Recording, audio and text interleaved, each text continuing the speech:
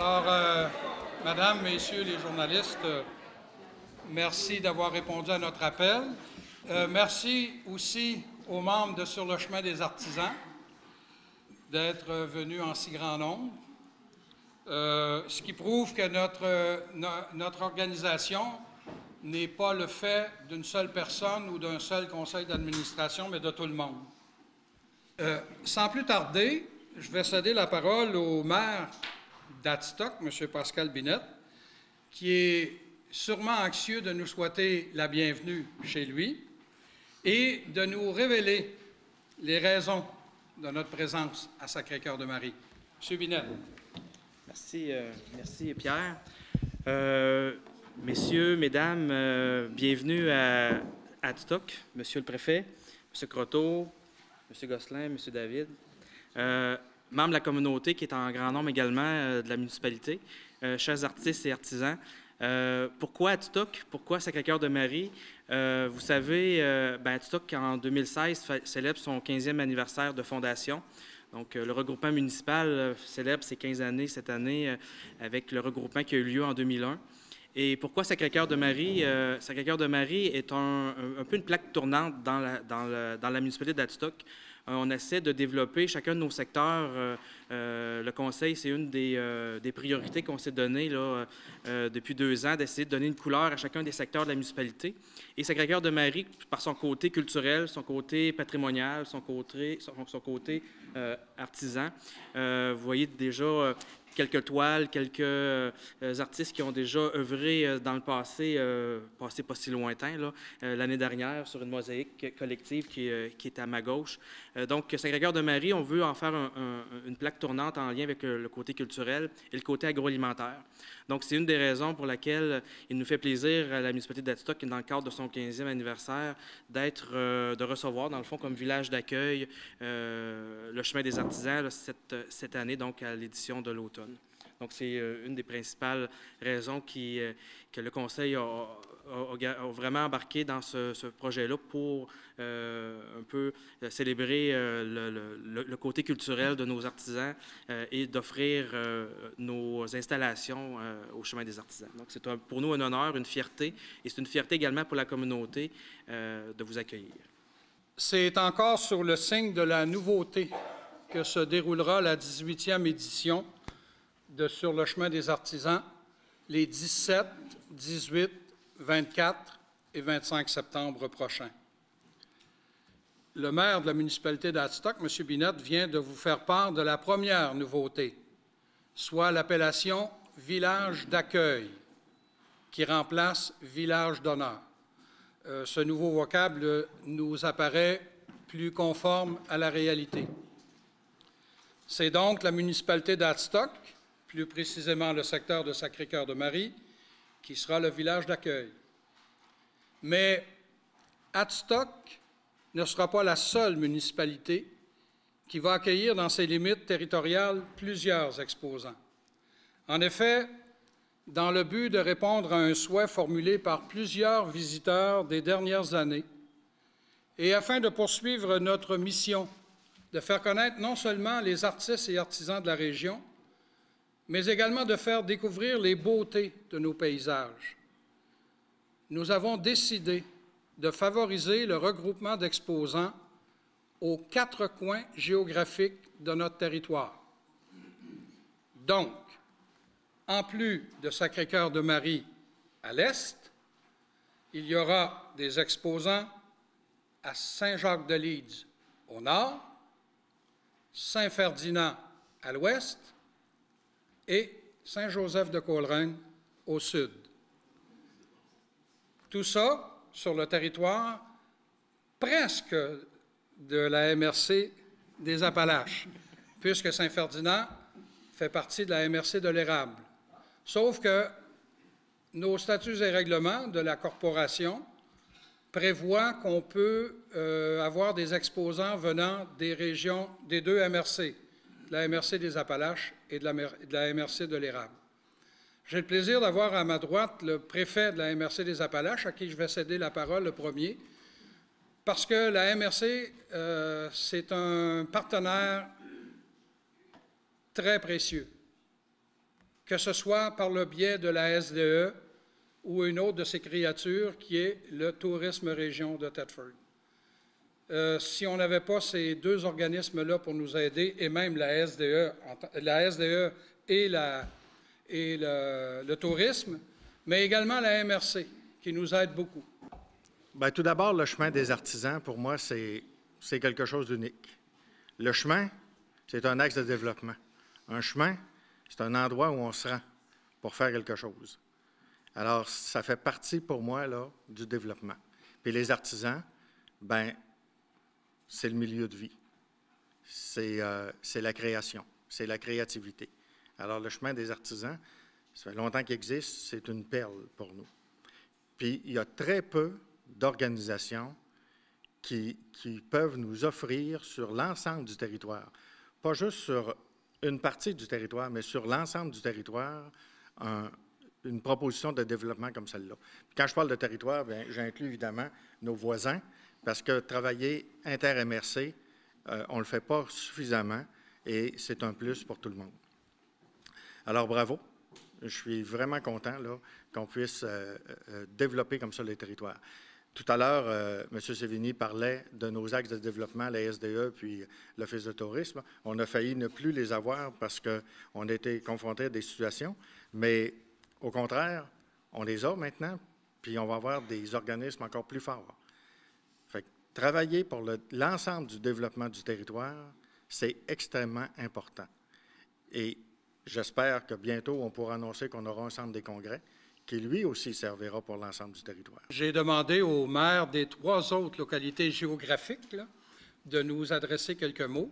Pas faire de chicanes, on va y aller par ordre alphabétique. On a commencé par B pour Binette, allons-y pour C pour Croteau. Je suis très heureux d'être accueilli dans cette belle municipalité qui est Adstock. Sacré-Cœur, que je visite à quelques occasions parce qu'on a des bons amis ici à Sacré-Cœur. Je veux souligner aussi à présent, j'ai vu quand même des gens de Saint-Ferdinand qui sont là, fait que merci d'être venus. Puis, pour faire suite aux propos de M. Sévigny, on est, oui, dans la MRC voisine, mais par contre, on est à part entière dans les Appalaches. Fait que pour des raisons politiques ou autres, on est dans la MRC de l'érable, mais on est dans les montagnes, c'est des paysages semblables, c'est des paysages pour lesquels on est très fiers. Ce chemin des artisans-là nous permet aux gens, aux visiteurs, de bénéficier de ces beaux paysages-là. Puis, écoute, on a une chose incomparable dans les Appalaches qui est merveilleux. Alors, oui, ça me fait plaisir d'être là. Ça nous fait plaisir à Saint-Ferdinand de participer au chemin des artisans. D'ailleurs, on a un endroit cette année qui sera une nouveauté pour accueillir les artisans, un endroit qui est propice. Fait qu'on est très heureux d'être là. Et d'accord aussi avec M. Vachon pour le bon voisinage. Fait qu'on est très partisans de ça. Fait que merci beaucoup. Écoutez, ça me fait plaisir d'être ici aujourd'hui. Merci à M. Pierre Sévigny d'avoir bien voulu nous avancer l'idée d'axe nord-sud, est-ouest. Saint-Jacques-de-Lides, c'est la porte d'entrée de la MRC des Appalaches. On en est fiers et j'en suis surtout fier de pouvoir vous avancer l'idée qu'avec l'acceptation, ici, j'ai ici présent Jean-François Thibodeau, qui est le directeur général du maître constructeur de Saint-Jacques. Ils ont accepté de nous livrer, si on peut l'avancer ainsi, la rue Nadeau, qui va devenir la rue des artisans pour cette présentation spéciale de cette année.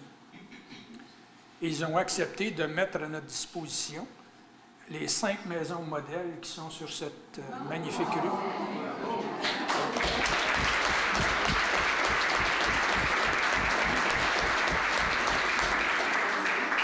Il est bien sûr qu'on espère qu'il n'y aura pas de dommages d'infliger à ces magnifiques demeures. Mais il en demeure pas moins que, oui, le maître constructeur, à sa manière, c'est une entreprise qui est artisanale. J'ai toujours aimé les mots indépendance dans l'interdépendance.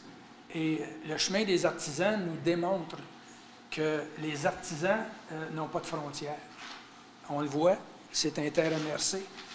Et c'est la meilleure preuve de ce vouloir d'autonomie, d'indépendance, mais de l'interdépendance également, de la nécessité qu'on a de travailler en commun.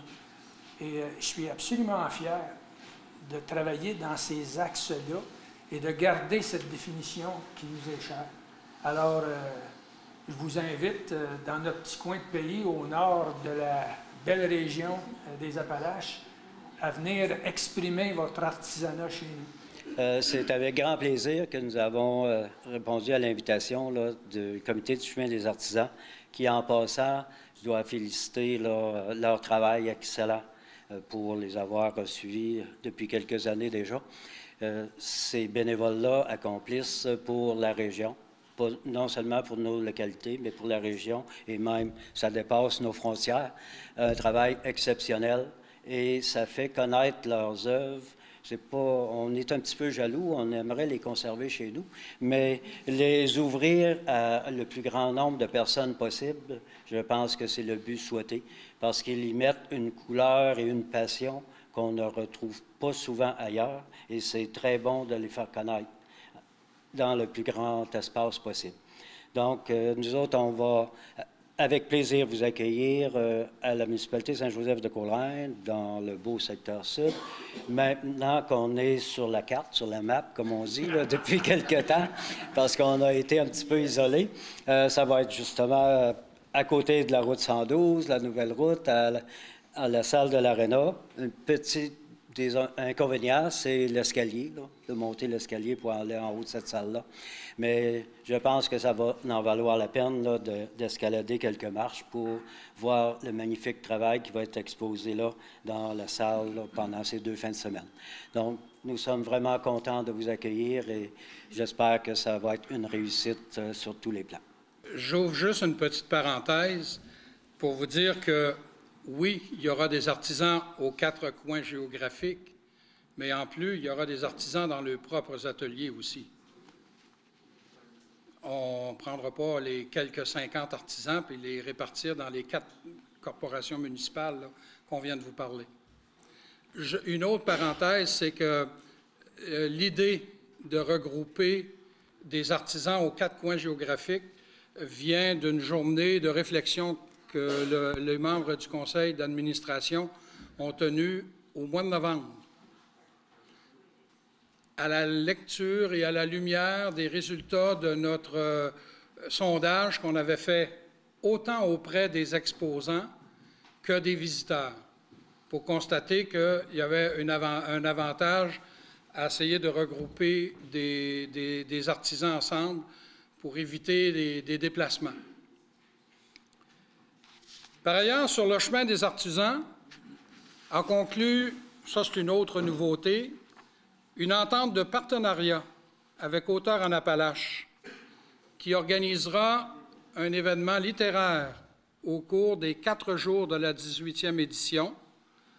Et cet événement littéraire se déroulera ici même, à Sacré-Cœur-de-Marie. Et pour nous en parler davantage, je demanderai à la représentante de Auteurs en Appalaches, Françoise Blanchette, de venir nous dévoiler quelques grandes lignes de ce qui va se passer. Je suis sur le conseil d'administration d'Auteurs en Appalaches avec Marcel Lafleur qui est ici, Pierre et Étienne Gravel qui est un auteur, compositeur, interprète. Depuis 2 ans maintenant, Auteurs en Appalaches accepte les auteurs, compositeurs, interprètes. L'activité qui va se passer cette année va être il y a comme 2 volets. Le premier volet est un volet de rencontre d'auteurs où les auteurs de la région de la MRC des Appalaches qui sont résidents ou qui sont originaires de cette région-ci vont être invités à participer à des séances de rencontres avec les gens. Puis on va organiser des horaires en fonction du nombre d'auteurs qu'on va avoir. Mais il va y avoir des auteurs tous les après-midi pendant les 2 fins de semaine. Puis le deuxième volet, qui est là un vrai partenariat avec le Chemin des artisans, va s'appeler Une œuvre, un texte. Et là, ça va être, il va y avoir un appel pour que 8 auteurs ou auteurs, compositeurs, interprètes composent une œuvre à partir d'une œuvre d'un artisan du chemin. Puis quand les gens vont venir pour rencontrer cet auteur-là, ces 8 auteurs-là vont faire une performance étendue sur les 2 fins de semaine, pour présenter son texte ou sa chanson à partir de son œuvre. Expliquer pourquoi il a créé ça, à partir de quoi, qu'est-ce qui l'a inspiré. Puis là, ça va être intéressant parce qu'on va avoir la performance de l'auteur avec l'œuvre de l'artisan qui vont être ici. Hein? C'est ici qu'on va... C'est-à-dire que ça va être à Sacré-Cœur-de-Marie. On va être quelque part à Sacré-Cœur-de-Marie. Fait qu'éventuellement, les auteurs de la MRC vont être rencontrés, invités à participer au premier volet. Puis pour le deuxième volet, ça va vraiment être un appel parmi les membres d'Auteurs en Appalaches pour savoir ceux qui veulent participer. On ne doute pas qu'on va avoir probablement à faire une sélection vu qu'il va y avoir seulement 8 élus. Puis là, ben, ce qu'on voudrait idéalement, c'est 4 auteurs, compositeurs, interprètes, 4 écrivains. Mais si on a plus d'auteurs, compositeurs, interprètes, puis qu'il y a juste 3 écrivains qui proposent leur candidature, ben, il y aura plus de chansons que de textes. Ce partenariat existe en fonction d'une subvention qui vient de 3 paliers, qui vient du ministère des Affaires culturelles, qui vient de la MRC et qui vient de la ville de Thetford. Donc, c'est à partir de ces argents-là que cette entente de partenariat entre les 2 organismes, comme vous pouvez voir, il y a des atomes crochus entre les 2 organismes. Hein? Il y a 3 des membres du conseil d'administration de Auteurs en Appalaches qui sont membres du Chemin des Artisans. Ça va bien dans ce temps-là. Ça aide. Puis vous allez voir les atomes crochus. Parce que comme dernière nouveauté, la direction de Sur le chemin des artisans est heureuse d'annoncer qu'elle a procédé à l'embauche d'une personne qui assurera la coordination de l'événement au cours des prochains mois. Cette décision s'explique par le fait que cette activité exige une trop grande disponibilité de la part des administrateurs qui sont bénévoles. Alors, si on veut faire de notre événement un succès assuré, on s'est dit, ça nous prend quelqu'un pour assurer la coordination de l'événement. Nous avons reçu 17 candidatures parce que nous avons ouvert le poste à la grandeur de la province. Hein? Oui, c'est ça, Brigitte? Oui, oui. Alors, on a reçu 17 candidatures et je vais vous présenter la personne qui a été retenue comme coordonnatrice, France-Anne Blanchette. Ah, bravo.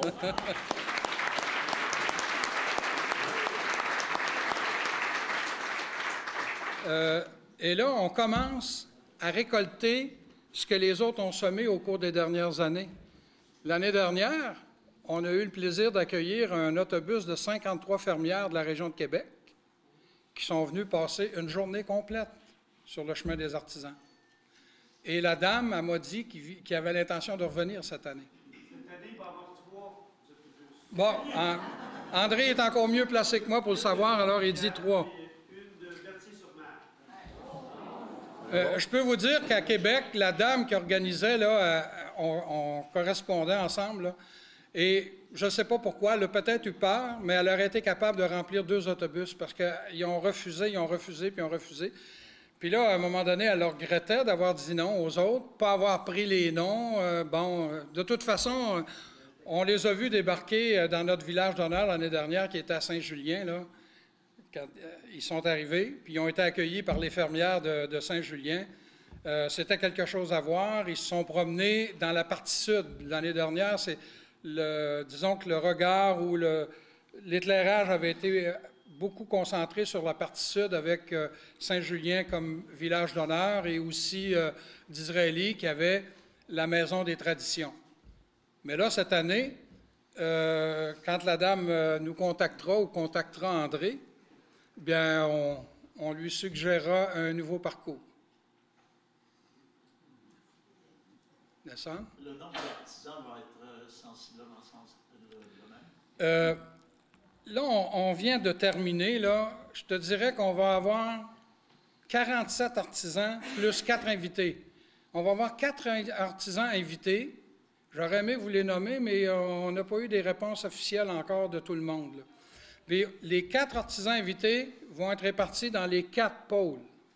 Donc, il va y avoir un artisan invité ici, à Saint-Ferdinand, à Saint-Jacques-de-Lise et à Saint-Joseph-de-Coleraine. Actuellement, on a 2 réponses là, qui sont rentrées, puis on va attendre les 2 autres. Avec les regroupements, est-ce que ça signifie qu'il y aura moins de sites? Effectivement, il va y avoir moins de sites. On en est rendu à cette étape-là. Combien? Mystère et boule de gomme, même moi le premier, je ne sais pas.